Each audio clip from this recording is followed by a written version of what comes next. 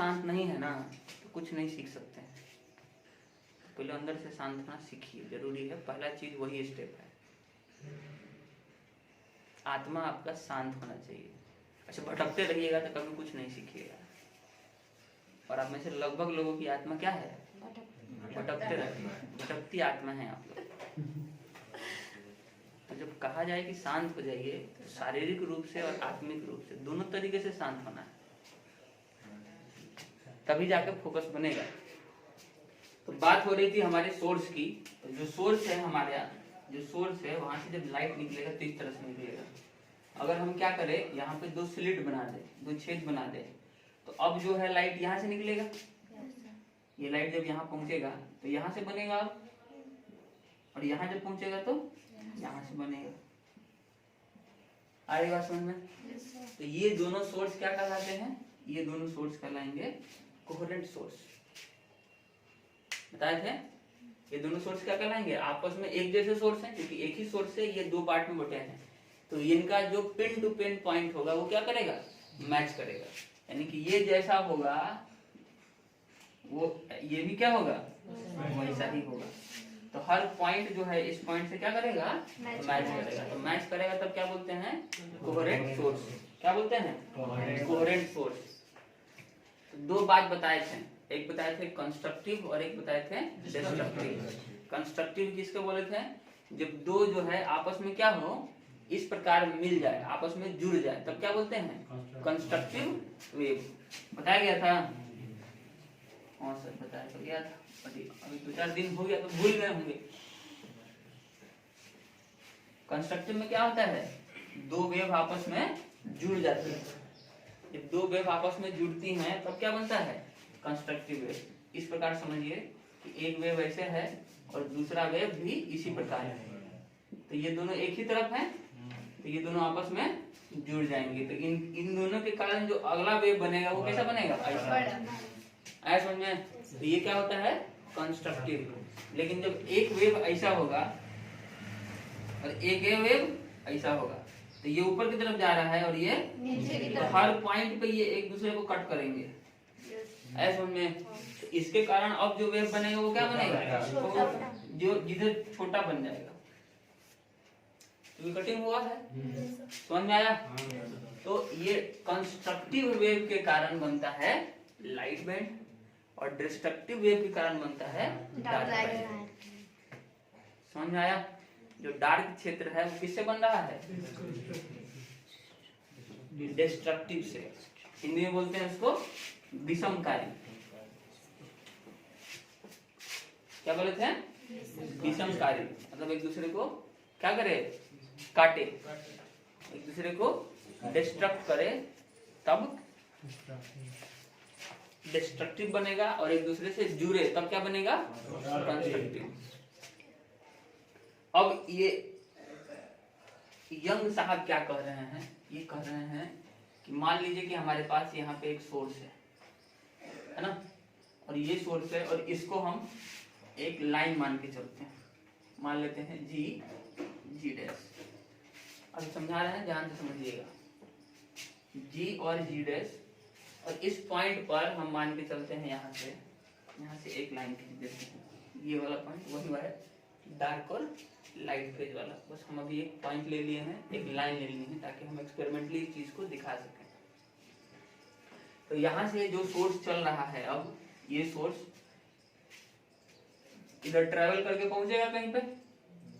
तो 2 पॉइंट हम ले लेते हैं, फेजेस के 2 पॉइंट, है ना। तो इस पॉइंट से जब हम इसको देखेंगे, यहाँ से इसकी दूरी,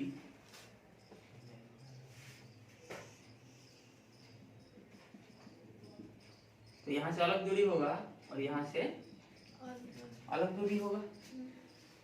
इन दोनों के बीच में वो रिलेशनशिप निकालने का प्रयास कर रहे हैं। यहाँ से यहाँ तक की दूरी क्या बोला जाता है? इसको कहा जाता है कैपिटल डी। क्या बोलते हैं? Capital D. इसको बोलते हैं P1 और इसको बोलते हैं P2 और इसको बोल देते हैं S। सोर्स को क्या बोल रहे हैं? S। और पॉइंट लिए हैं 2 गो, एगो पॉइंट 1 और एगो पॉइंट 2। तो यहाँ से लेके यहाँ तक जब दूरी जा रहा है तो कहीं पे पहुंचेगा ना। कोई जरूरी नहीं है इसी को लें, इन दोनों को भी ले सकते हैं, कहीं पे भी जहाँ पे आपका मन करे वहाँ पे आप ले लीजिए। लेकिन जब कंस्ट्रक्ट कीजिएगा तो एक लाइन के सापेक्ष करना पड़ेगा, एक लाइन से एक पर्टिकुलर दूरी रखना पड़ेगा।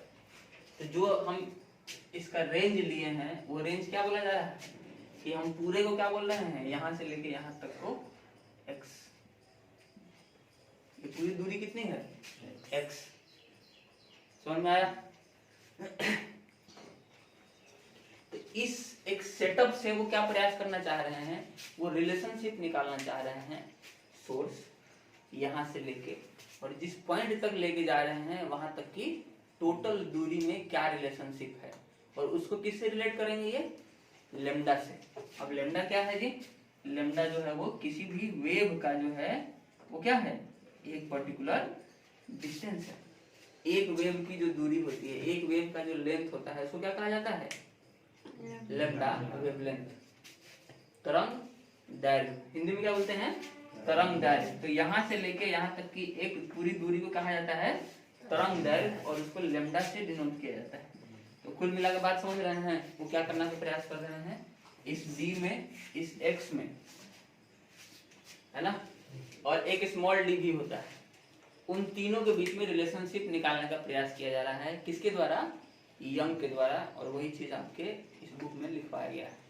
तो यंग एक्सपेरिमेंट जो है वो किस चीज को प्रूव करने के लिए किया गया है, हम किसी भी सोर्स को कहीं पे भी अगर लेके जा रहे हैं तो वहां पे हम क्या कैलकुलेट कर सकते हैं, हम distance of source between the points को रिलेट कर सकते हैं किसके साथ, वेव लेंथ के साथ, तरंग दैर्घ्य के साथ। उससे क्या फायदा होगा जी हमको, तो हमको उसके लाइट और डार्क जो है जो पैचेज हैं उसकी दूरी पता कर सकते हैं, और एक बार वो दूरी पता हो जाएगा तो हम ये पता लगा सकते हैं कि सोर्स कोहेरेंट है कि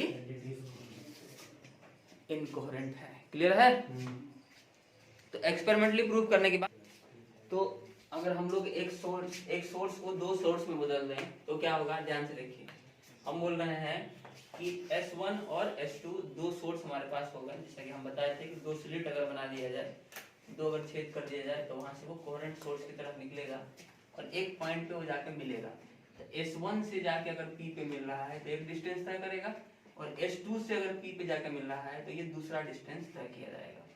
तो ये यहाँ से जो सोर्स है यहाँ से लेके और इस तक की दूरी, जो कि जहाँ पे हम लोग इसको प्राप्त कर रहे हैं, इसको क्या बोल रहे हैं हम लोग, D, और इस पॉइंट से लेकर P तक की दूरी को क्या बोल रहे हैं, X, और जो दोनों सोर्स हैं इन दोनों के बीच की दूरी को क्या कहा जा रहा है, D, स्मॉल d, और आधे को क्या कहा जाएगा, D/2। हाँ, तो अब बताइए अगर हम ये दूरी S2P इसमें से अगर हम S1P को घटा दें, किसके लिए, मैक्सिमा के लिए, यानी कि जब ये सोर्स है यहाँ से यहाँ तक पहुंचेगा, इसके सेंटर तक पहुंचेगा, तब सबसे अधिक दूरी तय कर रहा होगा, है ना। यानी कि अगर हम वेवलेंथ को इस तरह देखें तो यहाँ पे मैक्सिमा पहुंचेगा और यहाँ पे मिनिमा पहुंचेगा।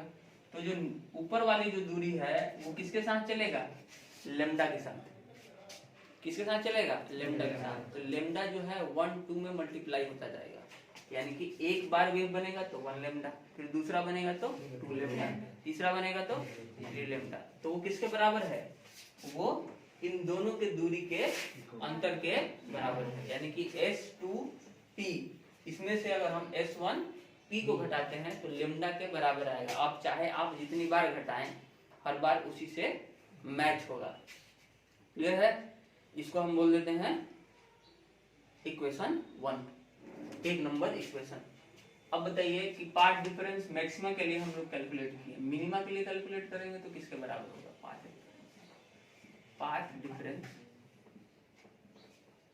और मिनिमा, पथ दूरी न्यूनतम तीव्रता के लिए।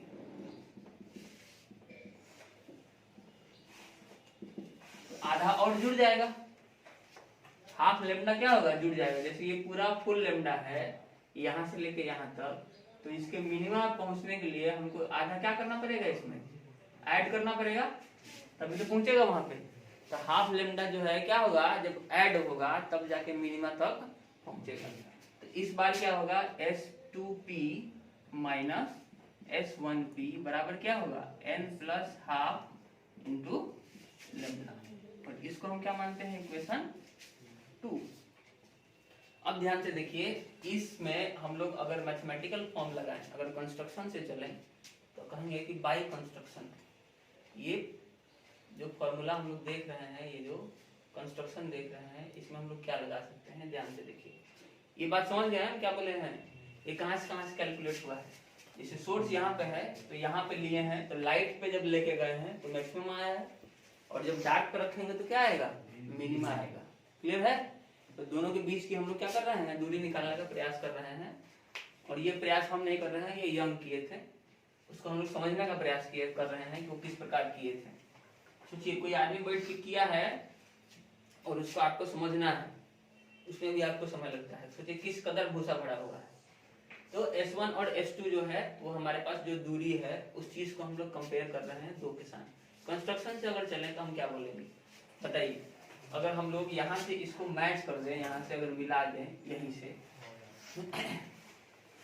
प्रयास कर रहे हैं समझने का, ये इतना ऐड हो गया, इसमें डी बाई हाफ क्या हो गया, इसमें ऐड हो गया। तो अगर हम इसको निकालेंगे इस वाले पार्ट को तो क्या होगा, S2P और x प्लस डी हाफ।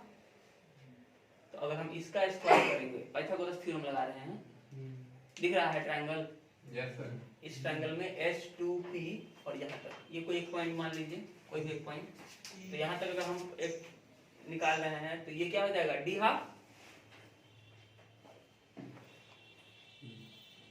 अरे समझ रहे हैं, यस सर। और ऊपर वाला निकालेंगे तो अगर यहीं से निकाल दें तो पूरा डी हो जाएगा वहां से।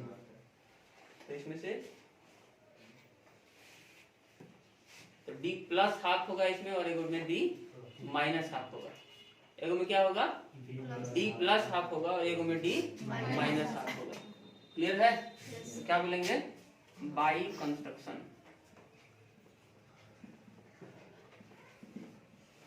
फिगर आप लोग बना लिए हैं, यस सर। बस d by 2 नहीं लिखी, बोर्ड वाला फिगर, नहीं बनाया, बुक वाला बनाया। पहले बनाइए इसको। क्या इशारा कर रहे थे, S2P जो है वो किसके बराबर, इसका स्क्वायर प्लस इसका स्क्वायर प्लस इसका स्क्वायर बराबर होगा हाइपोटेनस का स्क्वायर। किसके बराबर होता है, बेस का स्क्वायर प्लस कर्ण का, कर्ण को तो बोलते हैं हाइपोटेनस, लंब का स्क्वायर आया समझ में, परपेंडिकुलर का स्क्वायर प्लस बेस का स्क्वायर किसके बराबर होता है, हाइपोटेनस। इसमें जो परपेंडिकुलर है वो क्या है, P से लेके यहाँ तक की दूरी, और S2P ये क्या है, ये कर्ण है, ये है हाइपोटेनस।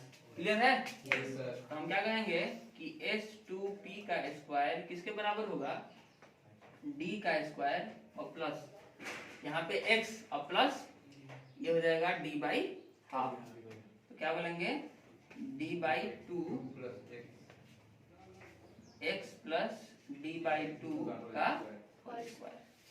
चलिए इसको एलिब्रेट करते हैं हम लोग, d square a plus b का होल स्क्वायर, तो x square plus d square by 4, ये पूरा का स्क्वायर होगा, d square by 4 plus 2ab, तो 2 a है x और b है d बाई 2, तो 2 से 2 कट जाएगा। तो क्या बचेगा, S2P का स्क्वायर, तो d का स्क्वायर प्लस x का square plus d square by 4 plus xd। तो इसको हम लोग मान लेते हैं, 2 हो गया था, इसको मान लेते हैं हम लोग नंबर 3। फिर चित्र से ही देखिए, यहाँ से अगर हम लोग यहाँ पे मिला देते हैं, ये एक और बनेगा हमारे पास, ये कर्ण हो जाएगा, ये बेस हो जाएगा, और ये लंब हो जाएगा हाइपोटेनस। तो इस बार पूरे x में से अगर हम लोग d बाई 2 घटा देंगे, इस बार घट रहा है, यस सर। इस बार d बाई 2 x में से माइनस हो रहा है, आ रहा है ना समझ में। Yes sir. तो क्या लिखेंगे, अगेन S1P पुनः S1P का whole square equal to d का स्क्वायर और x माइनस d बाई 2 का होल स्क्वायर। तो हम डायरेक्ट लिख दें, समझ में आ रहा है ना क्या हुआ है। तो S1P का होल स्क्वायर इक्वल टू हो जाएगा d square plus x square plus D square by 4 और माइनस एक्स डी। ये हो जाएगा क्वेश्चन नंबर 4। ए माइनस बी का होल स्क्वायर कीजिएगा तो यही आएगा। अगर आपके पास दिमाग होगा तो आपको समझ में आ गया होगा कि कैसे आया है ना। तो जब इस तरह का बात किया जाता है तो सबके पास दिमाग आ जाता है कि सर है, सर मेरे पास भी है, हम समझ गए। भले नहीं समझ में आया हो लेकिन उस समय कहेंगे कि हम समझ गए सर, इज्जत का बात है। अगर बोलेंगे नहीं आया तो फिर दिक्कत हो जाएगा। S1P और S2P। अब इस चीज को अगर हम लोग अप्लाई करें यहाँ पे, ध्यान से देखिए, अगर हम लोग S2P में से S1P को घटा दें स्क्वायर वाले में से तो क्या आएगा? From equation third and fourth, from equation third and fourth आप दूसरे को मन से घटा लीजिए, बगल वाला बोल दीजिए जी कि घटाना है, ठीक है। अब अपने मन से तो क्या मतलब है, हम लोग कंपेयर करना चाह रहे हैं S2P माइनस S1P, नहीं दिख रहा है तो लाना पड़ेगा ना। अपने मन से क्या होता है सर, अपने मन से कैसे आप करते चलते हैं, कुछ भी मन कर रहा है आप कर रहे हैं, लोकतंत्र है सर, कृषि बिल वापस होगा। अपने मन से आप नहीं कर सकते हैं, यहाँ जो हम कहेंगे वही होगा, भले वो मेरे लिए फायदे का हो, लेकिन फिर भी हम क्या कहेंगे, हमको नहीं चाहिए। हमारा देश ऐसे ही गरीब नहीं है, हमारा देश गरीब इसीलिए है क्योंकि वहाँ पे आप जैसे लोग रहते हैं। तो करना कुछ नहीं चाहते हैं लेकिन चाहिए क्या, फुल इज्जत चाहिए, तो फुल इज्जत चाहिए, तो बोल रहे हैं वही होगा, लोकतंत्र है यहाँ पे, समझ रहे हैं ना। तो अपने मन से नहीं हो रहा, वहाँ पहुँचाया जा रहा है। तो क्या कहेंगे जी, S2P का स्क्वायर माइनस S1P का स्क्वायर। तो देखिए क्या, ये वाला पार्ट और माइनस ये वाला पार्ट, तो D square plus x square plus D2/4 और प्लस एक्स डी माइनस, फिर से आएगा D square plus x square plus D²/4 और माइनस एक्स डी। तो ध्यान से देखिए, जैसे ही ये माइनस अंदर जाएगा ये भी माइनस हो जाएगा, ये भी माइनस, ये भी माइनस और ये हो जाएगा प्लस। तो ये कट जाएगा, ये भी कट जाएगा, तो जो जो माइनस रहेगा वो कट जाएगा। और जैसे ही ये माइनस अंदर गया ये हो गया प्लस। तो S2P का स्क्वायर माइनस S1P का स्क्वायर इक्वल टू क्या हो जाएगा, ये प्लस और ये प्लस, कितना हो जाएगा 2x। 4 तक हो गया था, ये हो जाएगा हमारे पास 5। क्लियर है? अब ध्यान से देखिए, S2P और ये A² माइनस B² का फॉर्मेट है। क्या होता है A² minus B²? A plus B into A minus B. तो इसको ऐसे लिख सकते हैं कि S2P minus S1P into S2P plus S1P 2x लिख सकते हैं। तो यहाँ से हम लोग आ जाएगा S2P minus S1P is equal to 2xd by S2P plus S1P। अब ध्यान से देखिए इस चीज को, अगर हम मान लें कि इन दोनों के बीच का दूरी जो है बहुत कम है, बहुत मिनिमम है, यानी कि ये दूरी ज्यादा है, ये दूरी कम है, तो ये दूरी स्मॉल डी है और ये दूरी कैपिटल डी है। तो capital D is much much larger than small D. Then क्या होगा, ये पूरा पार्ट, ये वाला पार्ट और ये वाला पार्ट लगभग इसके बराबर हो जाएगा।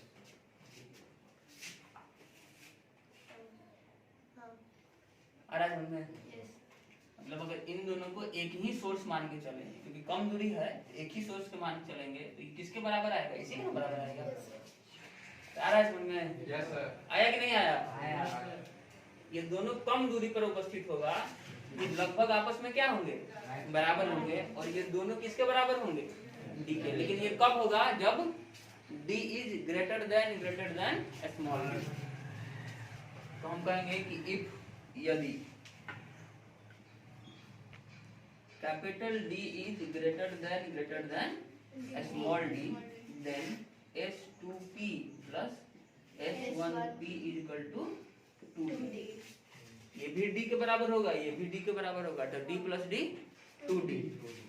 तो यहाँ से हम क्या लिख सकते हैं, S2p minus S1p equal to 2xd by 2d। और इसको हम लोग बोलेंगे 5 हो गया था ना 6। अब ध्यान से देखिए, S2p माइनस S1p किसके बराबर है, n लैम्डा के बराबर। किसके लिए, मैक्सिमा के लिए।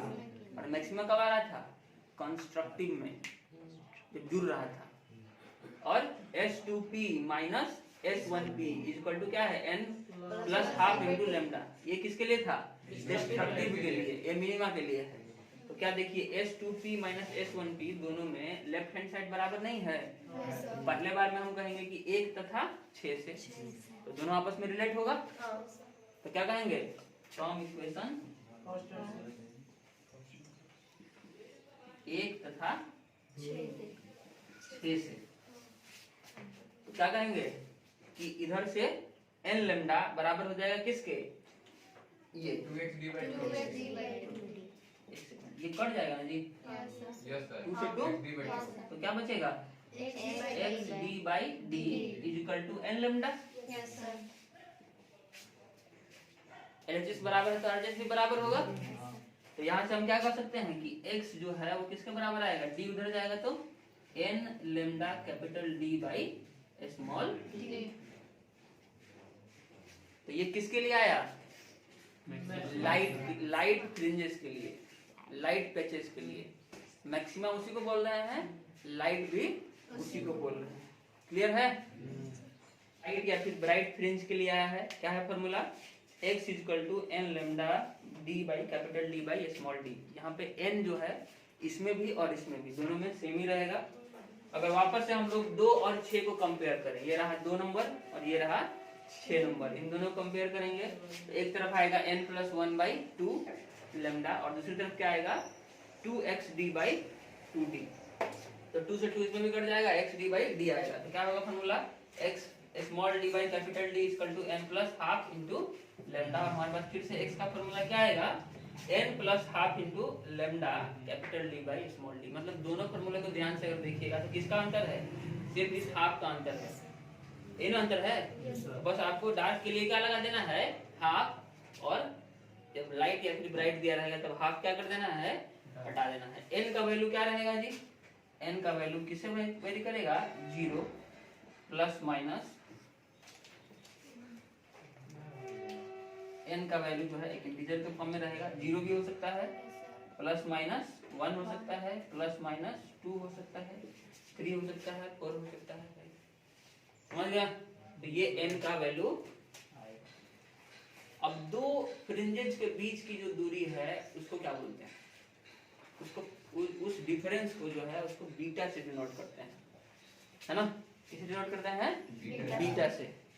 फ्रिंज विड्थ कहा जाता है इसको, क्या कहते हैं, फ्रिंज विड्थ। तो फ्रिंज विड्थ को अगर हम लोग बोलें तो 2 कंसेक्यूटिव, 2 लगातार लाइट या फिर डार्क फ्रिंजेस के बीच की दूरी को कहा जाता है। अभी अभी बताए थे, ध्यान कीजिए, हमारे पास ऐसे बैंड थे ना,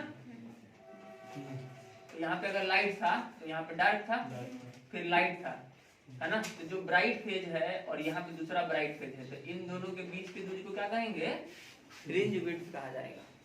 या फिर 2 डार्क, ये डार्क है तो फिर ये डार्क है, तो इसको भी क्या कहेंगे, फ्रिंज विड्थ। क्लियर है, 2 कंसेक्यूटिव, कंसेक्यूटिव का मतलब लगातार, तो लगातार जो है उसको क्या कहा जाता है, फ्रिंज विड्थ कहा जाता है। यहाँ पे हम लिख रहे हैं, आप लोग इसको लिख चुके होंगे, उम्मीद करते हैं हमेशा। तो इसको बीटा से डिनोट किया जाता है फ्रिंज विड्थ को, और इसको, इसका फॉर्मूला आता है xn plus 1 minus xn, xn plus 1 minus xn। अब n का वैल्यू आप यहाँ से रखिए, अगर आप n का वैल्यू n प्लस 1 रखिएगा तो 2 मान लीजिए। 2 कंसेक्यूटिव का मतलब क्या है, 2 और 1 में देखेंगे, 3 और 2 में देखेंगे, 4 और 3 में देखेंगे, 6 और 5 में देखेंगे, 100 और 99 में देखेंगे। आया समझ में, ये है कंसेक्यूटिव नंबर। तो जब आप x का वैल्यू रखिएगा n प्लस 1 के लिए, तो आप देखिएगा कि आप डार्क के निकालिए तब या फिर लाइट के लिए निकालिए तब, दोनों में बात हमेशा क्या आएगा, बराबर ही आएगा। x का वैल्यू कोई भी अंतर नहीं होगा। आप चाहे तो आप निकाल के दे सकते हैं, लेकिन फॉर्मूला जो है फ्रिंज विड्थ का यही है। फ्रिंज समझ रहे हैं? फ्रिंज ये जो पैचेज है उसी को बोला जा रहा है, डार्क और लाइट के फॉर्म में। और विड्थ का मतलब चौड़ाई, उन दोनों के बीच में कितनी दूरी है। क्लियर है? किसे डिनोट कर रहे हैं? बीटा से। किसे डिनोट कर रहे हैं? तो बीटा बराबर क्या हो जाएगा? Lambda D by D. Beta equal to क्या होगा? Lambda D by small D. यानी कि n का जो है वैल्यू कट जाएगा, n माइनस n क्या हो जाएगा? 0। 2n माइनस 1 कैंसिल आउट हो जाएगा। तो बीटा का फॉर्मूला याद रखना है। तो टोटल आज फॉर्मूला कितना आया? 4। और चारों फॉर्मूले पे क्वेश्चन पूछा जाता है अगर हम बात करें न्यूमेरिकल का। तो बाकी कॉन्सेप्चुअल चीजें जितने भी हैं सब आपको बताई गई हैं। जो डेफिनेशन है वो भी बोला गया है, अगर आप वीडियो देखिएगा तो आप लिख सकते हैं।